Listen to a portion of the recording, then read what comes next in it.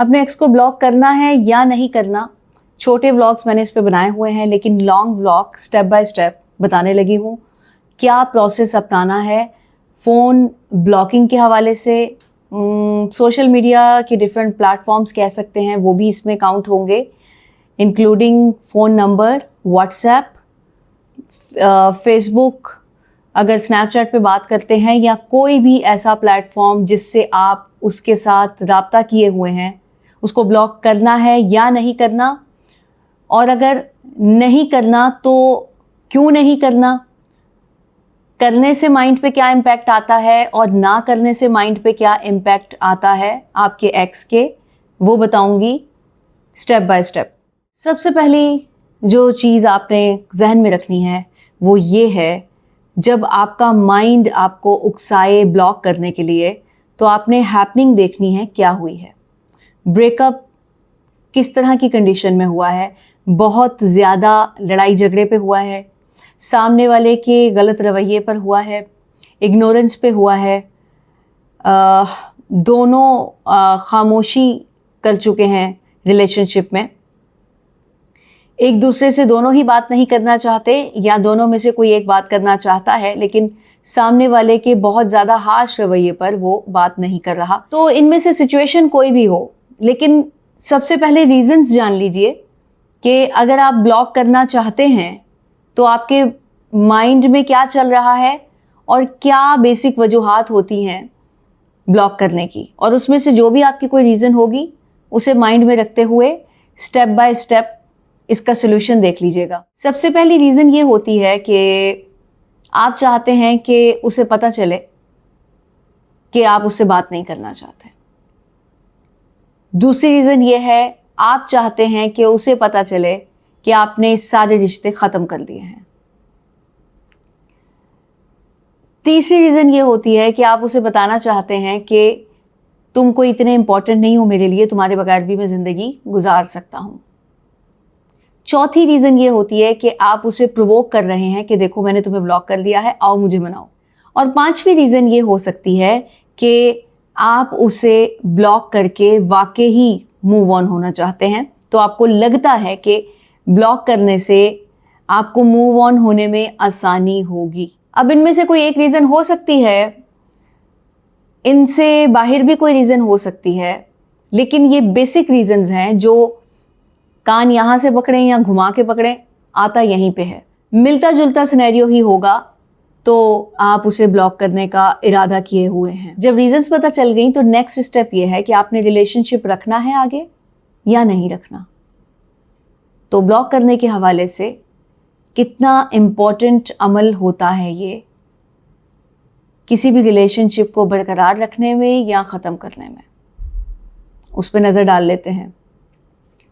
अब जितनी रीजंस मैंने आपको बताई हैं उसमें से कुछ लोग चाहते हैं कि ये सारी चीज़ें उनका एक्स देखे और उनकी तरफ मुतवज्जे हो, उनकी तरफ गौर करे, उनकी तरफ वापस राग़िब हो। ठीक है, तो अगर आप उसे ब्लॉक कर देते हैं और आप ये चाहते हैं कि वो आपकी तरफ आए और कहीं ना कहीं से राबता करे, तो एक बिग क्रॉस लगा दीजिए कि ऐसा तो मुमकिन हो भी सकता है।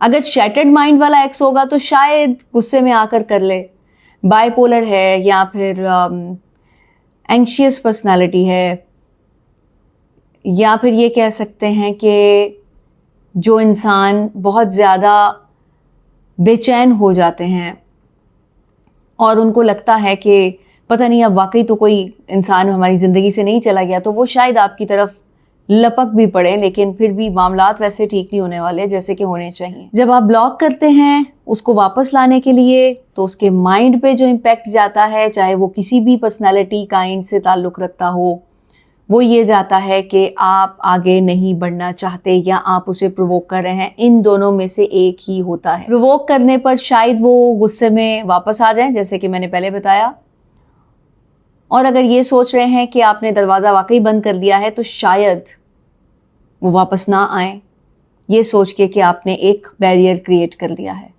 और जो बहुत ज़्यादा पागल लोग होते हैं वो किसी और नए नंबर से कॉल्स भी करना शुरू कर देते हैं। तो अभी तक तो कोई ऐसी सिचुएशन नज़र नहीं आई जिसकी वजह से आपने उसे ब्लॉक किया और वो सब कुछ हो गया। आपका मकसद तो पूरा नहीं हुआ। ये अभी मैं आगे आपको बताऊंगी कि इसका माइंड पे क्या इम्पैक्ट आता है, तो उससे आपको पता चल जाएगा।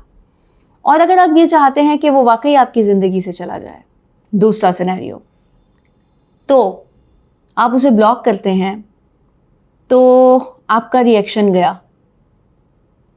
लेकिन मैं तो आपको वीडियोस में बताती हूँ कि आपका रिएक्शन तो किसी भी सूरत नहीं जाना चाहिए।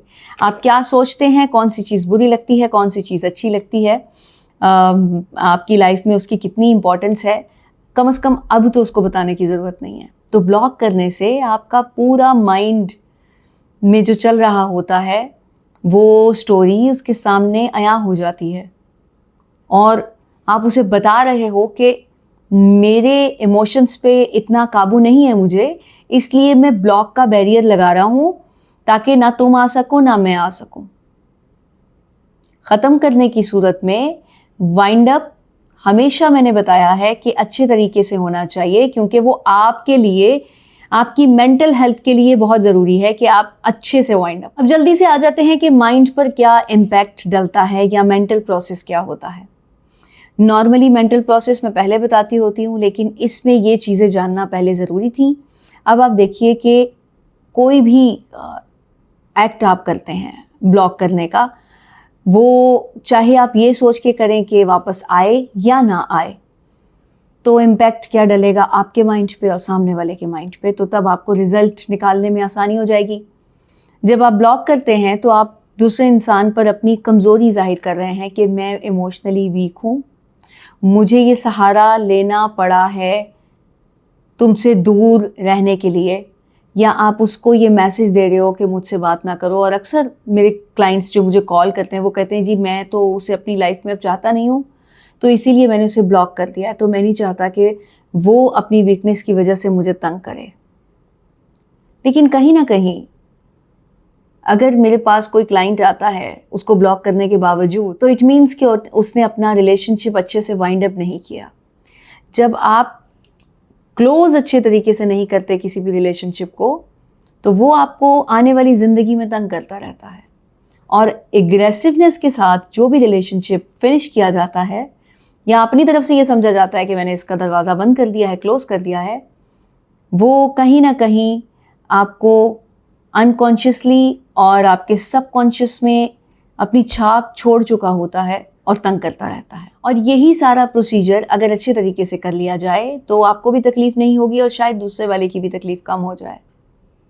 जब ख़त्म ही करना है तो जिसके साथ वक्त गुजारा है उसे तकलीफ में रखना या खुद को तकलीफ रखने का क्या मकसद। ख़त्म करने का मतलब ये होता है कि आप उसके साथ मज़ीद नहीं चल सकते, तो वो भी समझ चुका होता है कि अब हम नहीं चल सकते।